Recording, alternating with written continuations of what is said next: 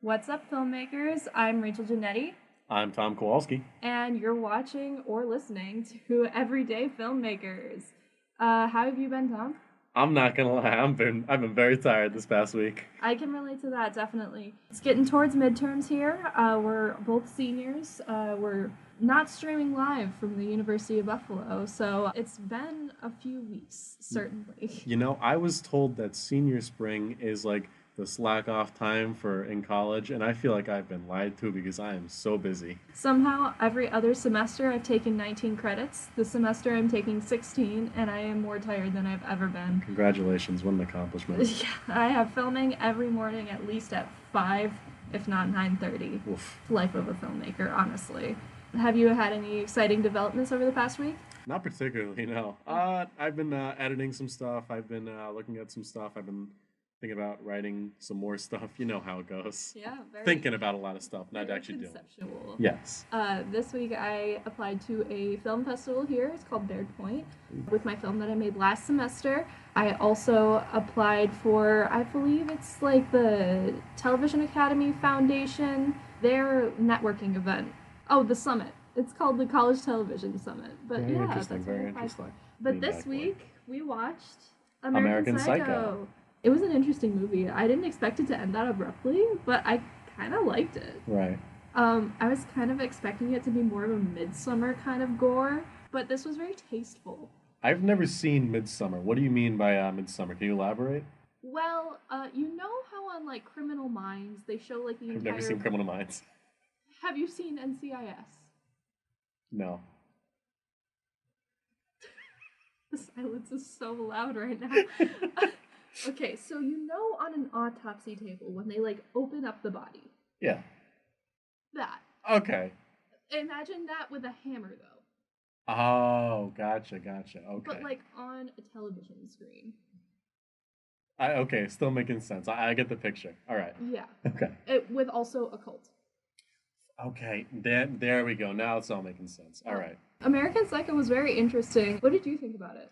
I thought it was. I mean, like you said, it was interesting. I'm not sure I really loved it or even liked it that much. I didn't dislike it though. I was talking with a friend about this who also recently saw American Psycho for the first time, and like I was just kind of expecting more. Like I feel like with all the hype this movie has around it, I was kind of expecting a bit more from like the story and whatnot and like the themes. Because of course, one of the star parts of this movie is of course the star Christian Bale, who just puts on a beautiful performance. Fantastic. Fantastic performance. Jesus Christ, he really is the American Psycho.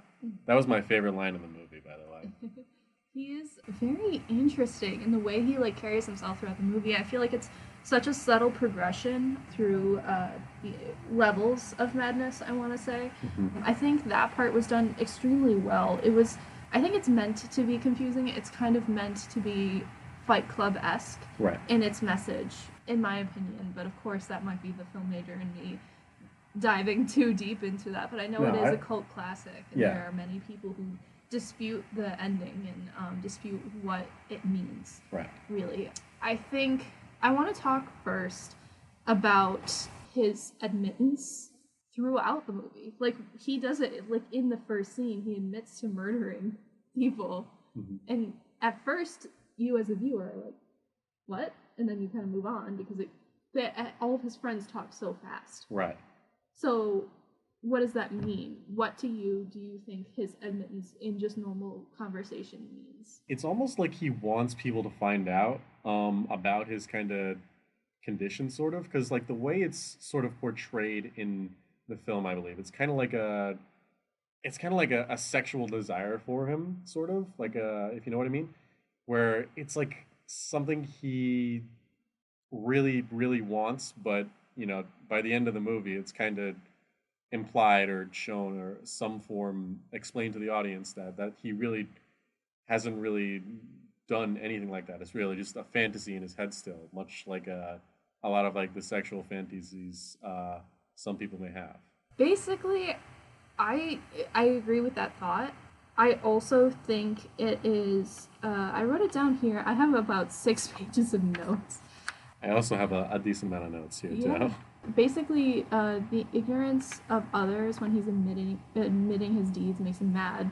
What I wrote is no matter how successful or how memorable he may try to be, he will never be remembered. Hmm. And to an extent, I can actually kind of relate to the fear of being forgotten or being less than. Right. Like back in high school, my friends called this thing Rachel Genetti syndrome, where you meet Rachel Genetti once and forget I exist, and then you meet her once more and then remember all of a sudden that she exists. Right.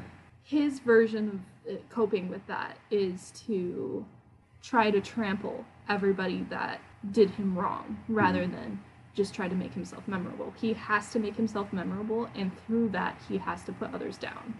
Right. In that case, it means 6 feet under. But does it? But does it? Yes, it's a very confusing kind of web that we're weaving in this movie, and I think it was really... So you question whether or not you yourself are going mad. Right. Yeah.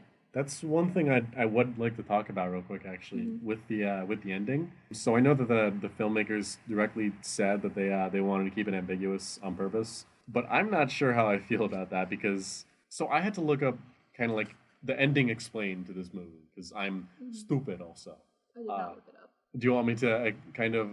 I mean, you can explain what you thought, and Okay. then I'll like see if that matches up with what I thought. So what I originally thought, like before I read like the ending explained kind of thing, my exact quote here was, "What the f was that ending? Was it a dream? A vision? It's Bateman going crazy in a different way than expected." That's what I originally thought. That was my kind of like closing thoughts on the when I finished watching the movie. But then when I read like the ending explained, it made a bit more sense that like so it is all in his head. The bodies are cleaned up when he goes back to Ellen's apartment, and no repercussions happen because it's all in his head. That's like a like kind of subtle examples, but one of the better examples I think is when he's shooting at the cops with his gun, and it's just like a tiny little pistol, and like the cop car just blows up on the first shot, and he kind of looks down at his gun for a second and be like, that's not supposed to happen. That only happens in the movies. And then he kind of keeps on going because he's too into it. He's too into his mindset right now. So I just thought that was really interesting. That it is all in his head. And another example is when at the beginning when he's talking to the bartender, and he's just like he orders a drink, and then she bends down to start making the drink, and he looks right into the mirror, and he's just like, "You are a worthless piece of garbage," or whatever the exact line. I don't remember what it is, but it's still just it's like all in his head, but it's like still.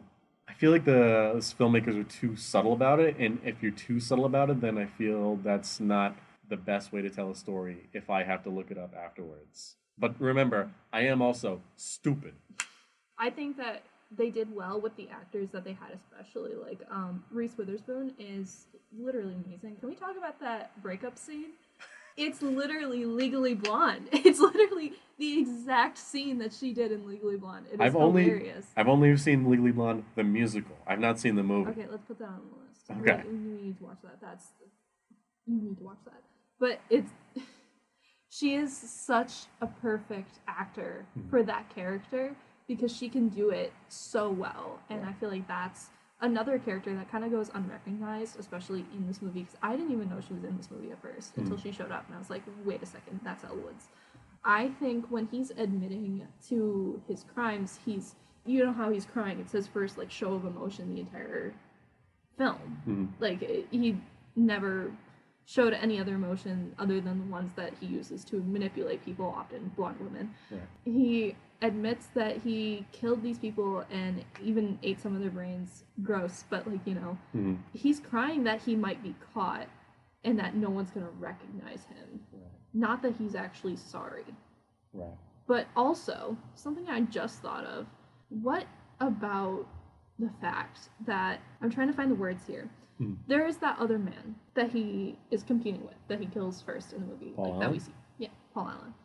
People keep thinking he's Paul Allen, but he in his mind is Patrick Bateman. Right. Could it be another Fight Club situation where you think that maybe he is also Paul Allen, but also Patrick Bateman? That's really cool. I didn't think of that actually. That's really interesting theory. Like and then him like murdering him is like literally him trying to get rid of the literal Paul Allen in his head, and like then Patrick Bateman taking over from Paul Allen in his body from the dual Jekyll and Hyde. personalities. Yeah, exactly. Yeah. Yep. He also peels off that face mask in the beginning, and that could be also a shedding of his mask that he uses. Paul Allen could have been the same version of Patrick Bateman, the emotional, the human version of Patrick Bateman. Mhm. So I just thought that was a very interesting tidbit. But there are a couple like technical things that I noticed as well. Real quick, just now that I am thinking about the Paul Allen Patrick Bateman Yeah. kind of Jekyll and Hyde situation, it is interesting. Also, a similar mirror between them is like how Paul Allen's apartment is more homely, more kind of like it feels like it's lived in. There's like paintings, there's colorful couches and rugs and whatnot, And they and look then used. and they look used. And Patrick Bateman's is just this like sterile white lab room kind of looking apartment that's like very modern and clean and simple. And additionally, I'm also just thinking the business card scene, which by the way, God, I love that scene. It's such a good scene. Let's see Paul Allen's card. Oh yeah, that's the way he points to. Right. There's a real Sigma male grind set. Anyways, it's like again, it's like a reflection that they might just be the same person because it is, if I remember correctly, it's the same exact card, right? But he gets so incensed when he sees it because he views it to be better. Right. He also has this inferiority complex as well because he believes that all these people are better than him in some way, and he wants to be the best in every single way. Right. And it could be because we also were alluded to that his father owns the company, that he was expected to be that way since he was a child. Right. And now he's in this position of power and he's competing against all these other people who are also in the same position as children. Because often, if you're a vice president of a banking firm or whatever he was, you're probably going to be well off to begin with to go to a good school, to get a good job and stuff like that. Right. It also does kind of, I'm sorry to keep on delaying you, but it also does keep on like playing into the theme of this toxic masculinity, which just kind of permeates throughout the film. Like there's how he just kind of recklessly throws his fiancee aside for these prostitutes and then his secretary, and then like how he tells his secretary to dress and all that sort of jazz, and like the constant kind of like trash talking of women and the even competitiveness between all the males in these higher up positions at whatever this company is. Like personally, I think they kind of beat a dead horse with the misogyny because I feel like it was a little bit obviously Patrick Bateman's over the top with everything he does, Right. but I feel like from his friends at least it should have been more toned down rather than like his friends are also very like over the top with their view of women and how they talk about women. It's almost like a caricature. Yes, and also almost all of the women in the movie are blonde. The ones who actually are speaking are blonde. Right. Like no other roles are given to anybody who is not blonde in this movie, I believe, except maybe one. What do you think the significance is that like a female director kind of directed this sort of like very male gaze kind of film? You know what I mean? Like a male centric film. I think that she purposely went to an extreme because she wanted to show how ridiculous it is. Don't know if she actually accomplished what she wanted to because this is a very much this film is very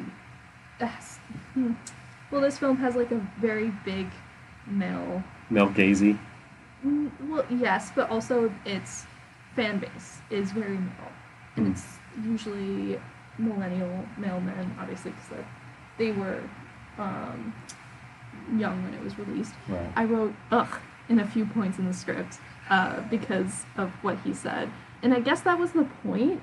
But the thing is, the people that were watching this in theaters did not understand that. Let's be honest here. Like they didn't like realize that was done to overemphasize it. I think they're looking at Patrick Bateman as kind of, I don't want to say an alpha male because that's such a stereotype. But He's that's a Sigma like, male. Come on.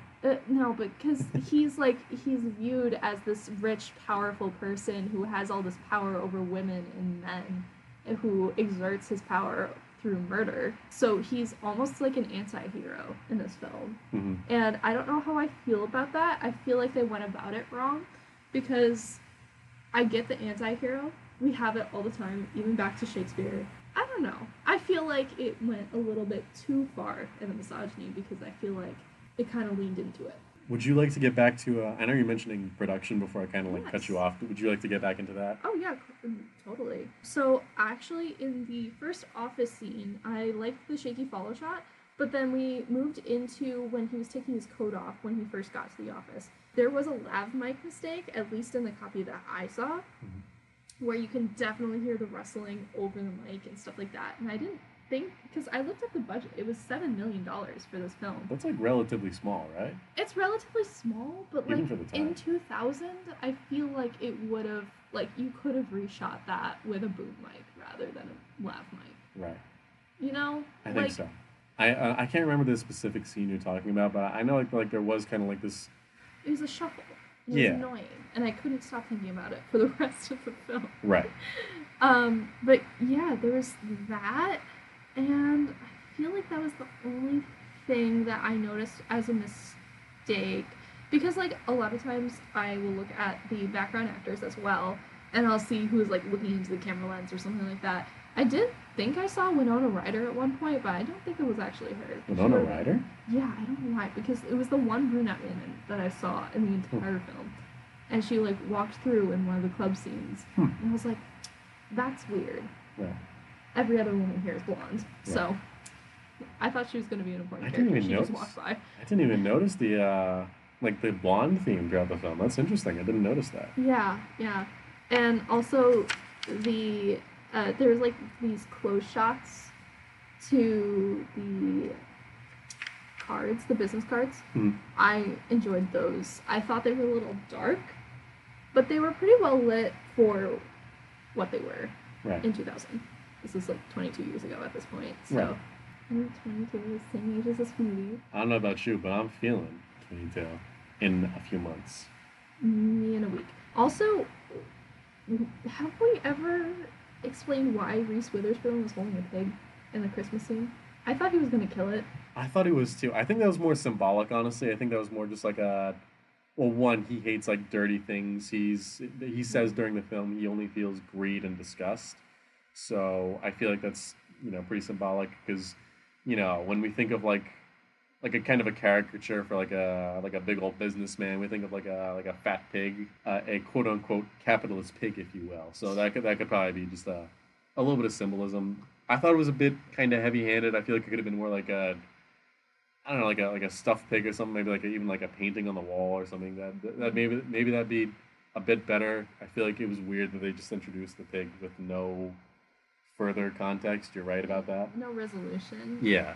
I do want to mention a couple things. One of them being the music, but also, do you think, because he is obviously a psychopath, as the title says. The American Psycho? Yeah, I know.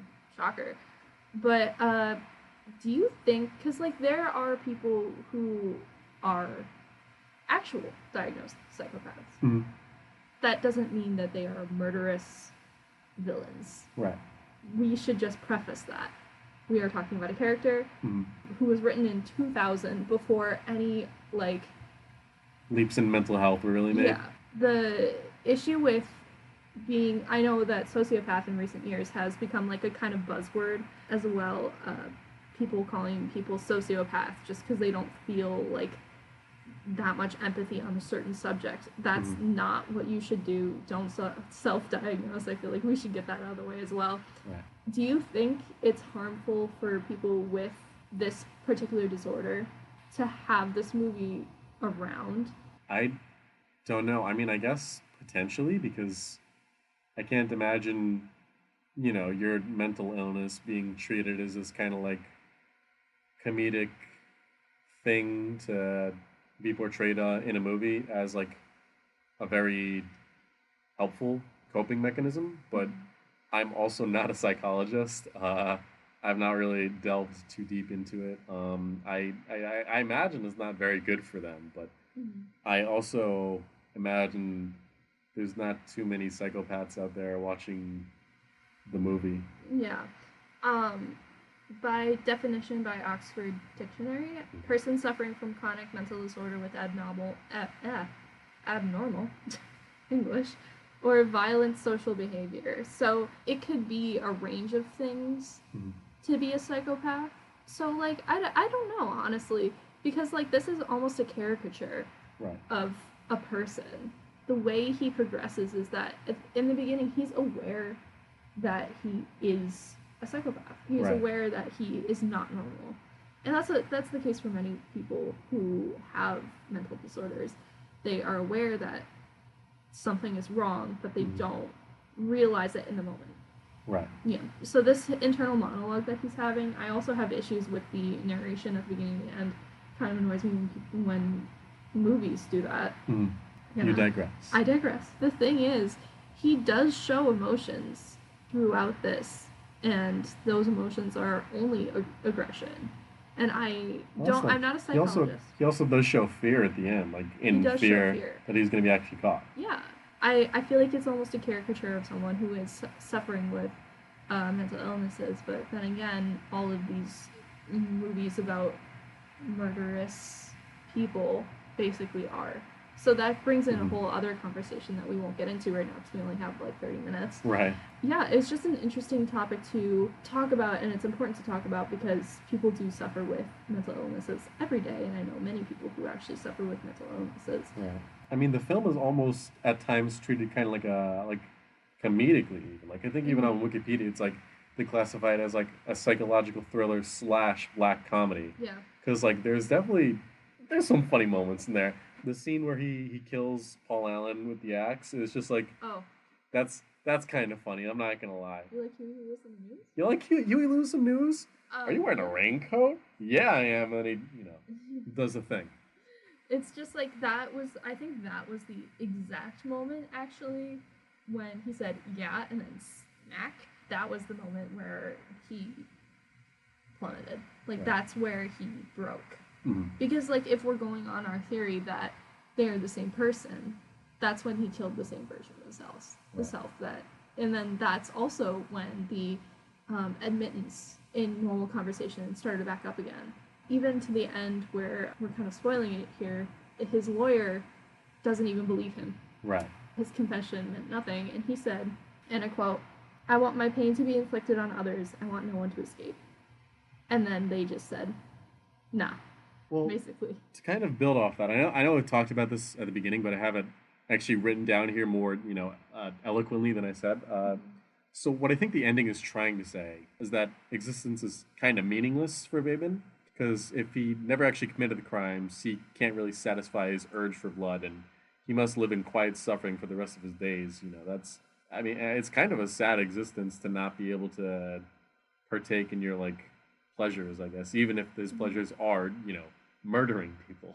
But the thing is, his pleasure isn't murdering people, it's just getting credit.